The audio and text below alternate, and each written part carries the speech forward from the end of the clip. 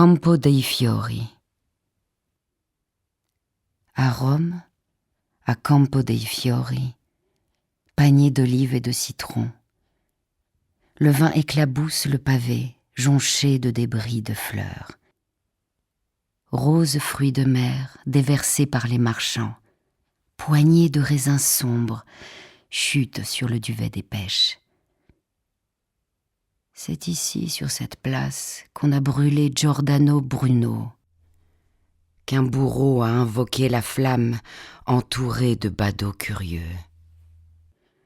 À peine se fut-elle éteinte que se remplirent les tavernes, paniers d'olives et de citrons posés sur la tête des marchands. J'ai repensé à Campo dei Fiori, près d'un manège à Varsovie, par un beau soir de printemps, au son d'une musique allègre. La vive mélodie couvrait les coups de feu du ghetto et les couples s'envolaient, haut dans le ciel serein. Le vent des maisons incendiées apportait de noirs cerfs-volants, et ceux qui tournaient au manège en attrapaient dans l'air les cendres.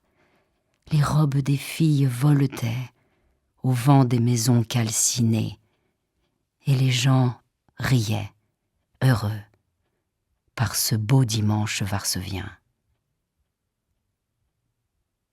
Quelqu'un peut-être en tirera morale que le peuple de Varsovie ou de Rome s'affaire, aime et s'amuse en passant devant les bûchers.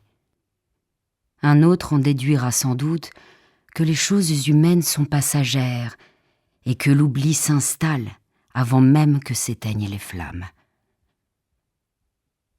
Alors que moi j'ai pensé à la solitude des victimes, à l'instant où Giordano, se hissant sur le bûcher, n'a su trouver aucun mot dans aucune langue humaine pour saluer l'humanité, cette humanité qui toujours perdure. Et l'on courut verser le vin, vendre de blanches étoiles de mer, paniers d'olives et de citrons, dans une rumeur joyeuse. Il était, lui, déjà loin, comme si des siècles les séparaient, tandis qu'eux guettaient l'instant de son envol dans le feu.